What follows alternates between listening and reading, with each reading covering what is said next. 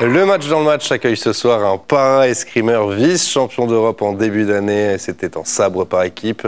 En bronze également au championnat du monde un peu plus récemment. Serge Robin est avec nous. Bonsoir Serge, comment allez-vous? Impeccable, tout va très bien. Serge, on va reprendre votre histoire avec le sport depuis le tout début. Par quel sport avez-vous débuté? Alors je pense un petit peu comme tout le monde, c'est les sports d'enfants, de groupe, beaucoup de foot avec les copains forcément, pas mal de vélo. Quand on a fait pas mal de camping avec mes parents, donc c'est un peu la liberté et l'évasion. Il y a eu de la marche à pied, pas forcément voulue, initiée par les parents, on l'a su au départ. Puis après, au fur et à mesure, pas mal de sports d'équipe, donc handball, volley, basket pas trop, j'ai fait pas mal de ping-pong à une époque.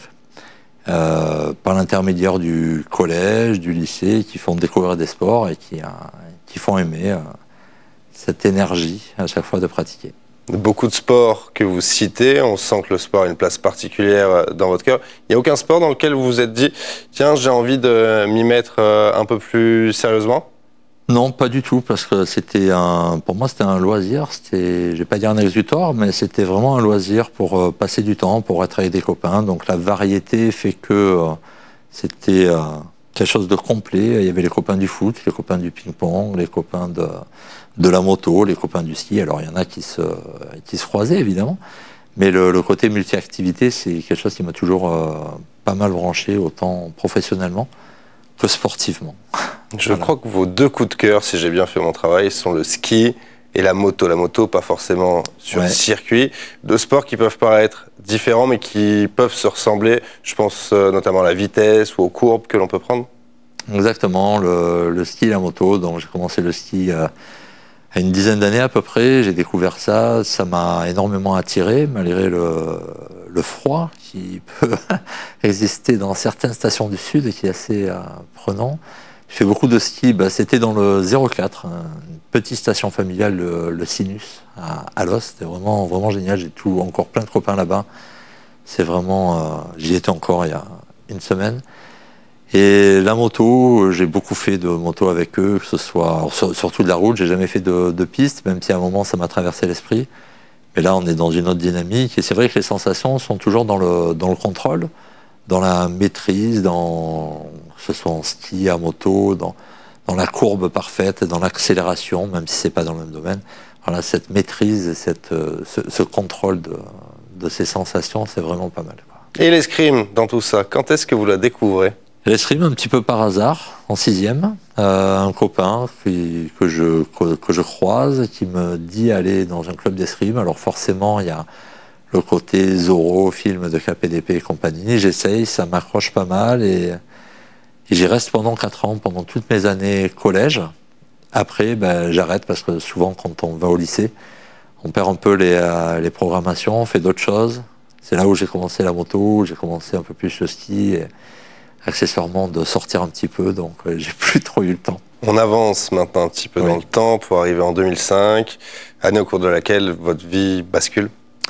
Exactement, un banal accident de moto pour aller travailler un matin, 28 octobre 2005, à 8h35, boum.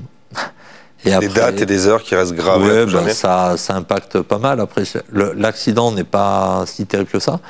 Je roule pas trop vite, je suis sur la voie rapide à Nice, je dois être à 50 et quelques.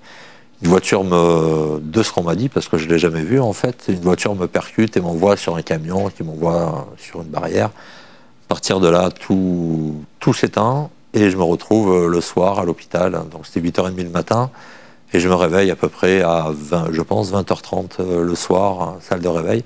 Donc on sait pas trop ce qui s'est passé, c'est pas agréable. J'avais jamais eu de fractures, de soucis dans ma vie, de problèmes. Et c'était au départ des fractures pas forcément graves, c'est des fractures ouvertes, tibia péroné et bras, et qui auraient dû se résorber classiquement. Le bras, ça a été fait en un mois quasiment. J'ai retrouvé l'usage. Après, avec la rééducation, ça a été OK. Et la jambe, ça a mis énormément de temps. Donc l'accident est en 2005. J'ai passé énormément d'années sans marcher, avec des fixateurs externes, avec des plâtres. J'ai eu pas mal d'opérations. J'ai eu 25 opérations en tout, 25, donc certaines assez conséquentes. Parcours qui fait qu'il y a quand même des bons moments dans tout ça, des personnes, des amis qu'on trouve, certaines autres personnes que l'on perd. Ça écrème un petit peu, c'est un parcours de vie. Et sans vouloir faire de jeu de mots, dans la vie, il faut savoir rebondir de toute manière. Donc, il faut avancer, quoi qu'il arrive. Et ça m'a permis d'avancer. J'ai arrêté, du coup, certaines activités, certaines sorties avec plein d'amis, parce que je ne pouvais plus sortir du tout. Je me suis inscrit dans d'autres cycles de vie au fur et à mesure. Est-ce que le 28 octobre au soir, quand vous vous réveillez, vous pensez remarcher normalement rapidement? Absolument. La parole de l'infirmière, c'est que vous en avez pour 3 semaines, dans 3 semaines, vous êtes dehors. C'est ce qui aurait dû se passer s'il n'y avait pas eu d'infection qui a aggravé les choses au fur et à mesure. Et au final, pour finir en 2011, sur une amputation. Donc ça a été quand même 6 ans plus tard, amputation qui s'est soldée par une nouvelle infection. Et donc j'ai remarché, on va dire, vraiment en 2013. Ça a été assez long à s'occuper en fait. Et ce qui est très très compliqué, c'est l'incertitude chaque semaine chez les médecins de s'entendre dire c'est pas cette semaine, c'est dans une semaine, c'est dans un mois, c'est dans 2 mois. Et à chaque fois, ça fixe une nouvelle échéance. Au début, on y croit, puis à la fin, on n'y croit plus. On se demande comment ça va se terminer. Et voilà. Et en fait, l'amputation a été décidée parce que la dernière infection que j'ai eue, les autres étaient précédemment localisés dans le tibia, donc ils arrivaient à les juguler, à les stopper. Et là, la dernière a été généralisée. Donc, on m'a pas mis un ultimatum, on m'a dit celle-ci, on est arrivé à la stopper. La prochaine, c'est vraiment pas sûr, donc il faut prendre une décision. Entre-temps, à cette époque-là, j'étais marié, j'avais un enfant, donc on ne prend plus les mêmes décisions. Et ça s'est fait naturellement.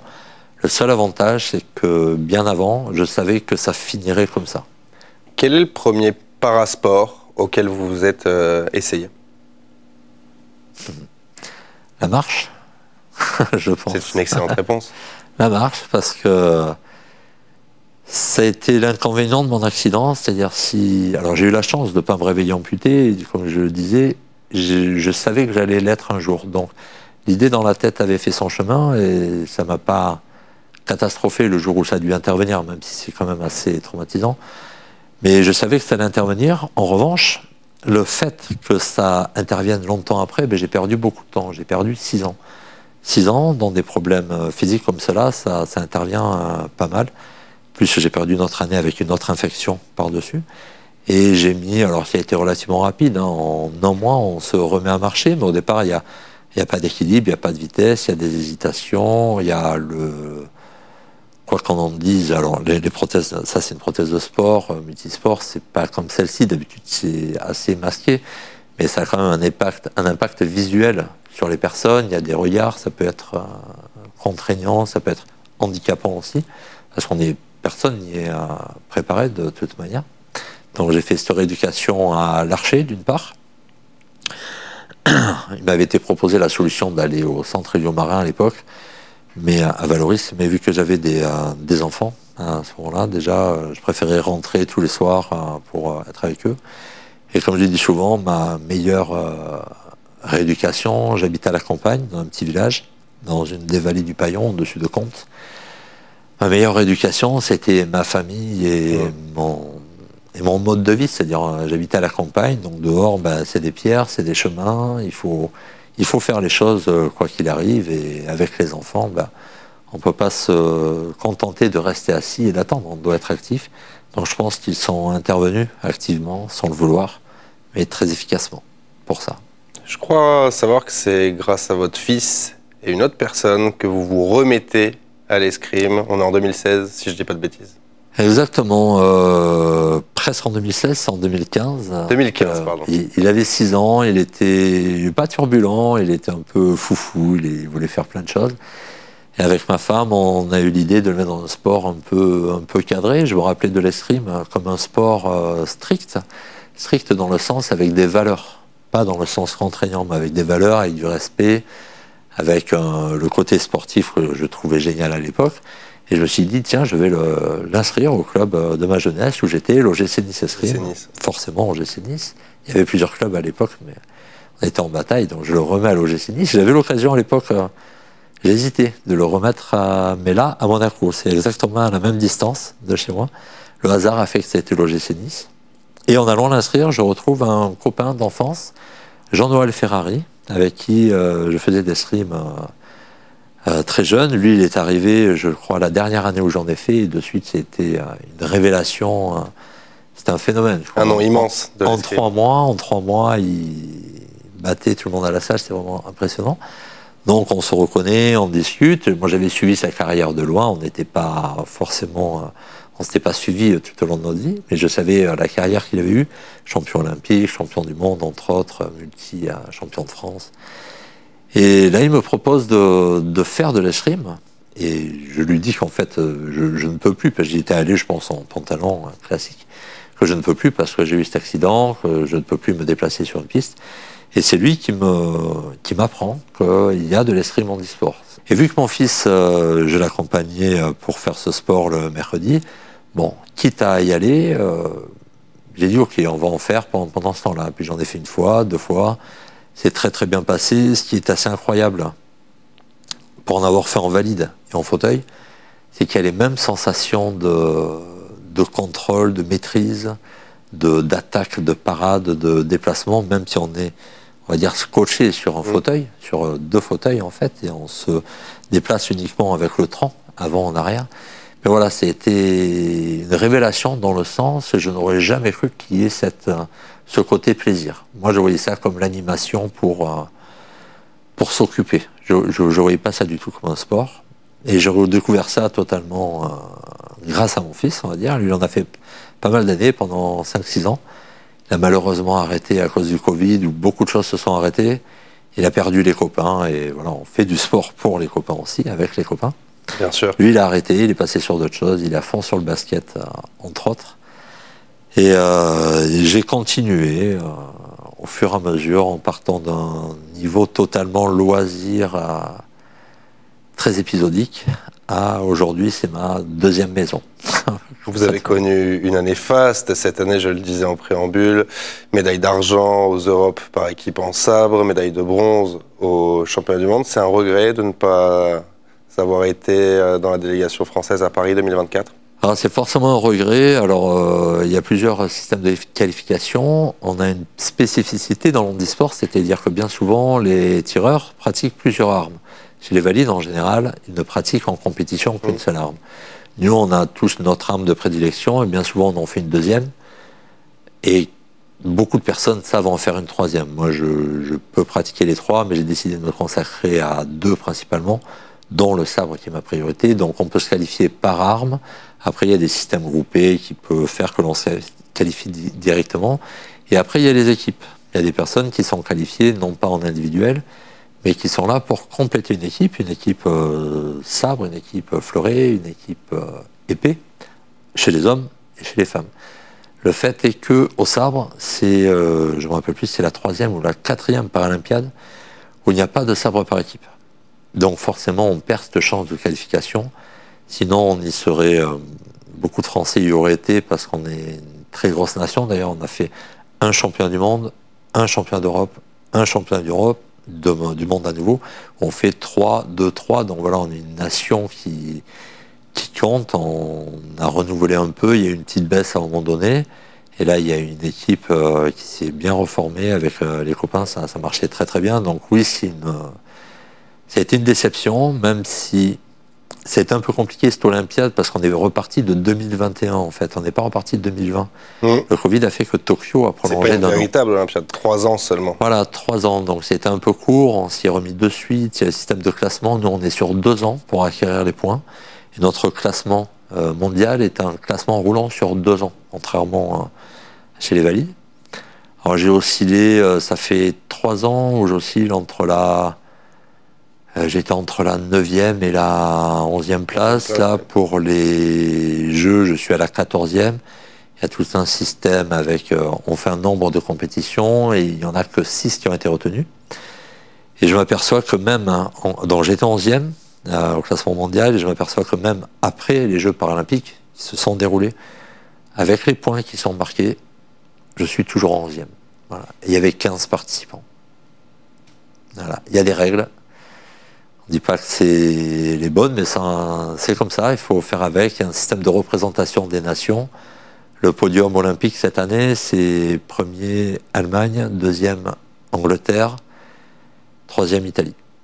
Donc voilà, l'Europe est très bien placée. D'habitude, c'est les Chinois qui trustent les places. Là, ils sont arrivés à passer par-dessus. Donc normalement, il n'y a que le premier mondial, plus les 3 premiers de chaque zone. Et après, il y a un petit contingent par la suite. Mais voilà, c'est très compliqué de rentrer là-dedans.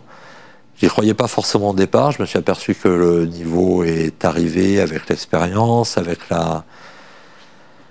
par l'intermédiaire aussi d'Anaïque Ferrari, la femme de Jean-Noël Ferrari, qui est mon entraîneur et qui passe énormément de temps avec moi pour m'entraîner, me perfectionner, beaucoup d'analyses vidéo, tactiques, stratégiques. Et je crois que si j'avais eu cet état d'esprit plus tôt, ça serait passé. Après, il y a tout un parcours qui fait que c'est pas évident, c'est un sport individuel. Donc on va pas faire de polémique, mais des fois il faut jouer des coudes. Je voyais pas le sport de haut niveau comme ça. Tout s'apprend.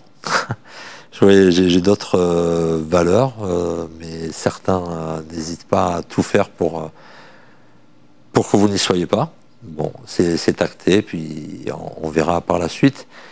Mais aujourd'hui, l'avantage, c'est que je pense avoir la bonne expérience de Paris. C'est pour ça que j'ai été... J'en reviens avant-hier à Paris pour voir les copains du sabre, parce qu'on se connaît tous, donc même sur le circuit mondial, mais surtout au niveau français. Pour voir cette ambiance, on avait eu une belle démonstration au championnat d'Europe à la Halle Carpentier, où c'était vraiment phénoménal l'ambiance. Et là, au Grand Palais, c'était vraiment grandiose. Alors c'est beaucoup plus structuré que nos compétitions nationales. Circuits nationaux, bien souvent, on est une trentaine et il y a les parents du représentant local. Là, il y a facilement 3, 4, 5 000 personnes, donc c'est vraiment différent. Il y a d'autres échéances. Et voilà, et toute cette expérience, alors moi j'avais compris depuis, on va dire, le mois de mai-juin que je ne serais pas de l'aventure par rapport à mes résultats. Et j'avais tout misé sur les championnats du monde de Varsovie. Ces championnats du monde ont été faits uniquement pour le sabre, du fait que l'épreuve ne soit pas aux Jeux paralympiques. Donc il y a eu cette épreuve-là, c'est pour ça qu'il y a eu les championnats du monde de sabre. Donc j'avais tout misé là-dessus. On peut toujours faire mieux, mais on a tenu notre rang, on a renouvelé, on va pas dire l'exploit, mais on a renouvelé notre place de 3e, alors que ça faisait des années que la France n'était plus à ce niveau-là au sabre. Et là maintenant, il y a les nouvelles échéances lointaines, mais on peut considérer ça comme demain. C'est Los Angeles 2028 avec tout le parcours. En fait, il faut pas décrocher des meilleurs mondiaux, en gros des 10 premiers, parce qu'après c'est des systèmes de poules. Donc le premier prend le dernier, le deuxième l'avant-dernier. Donc si on se laisse décrocher, on se retrouve dans les mauvais tableaux.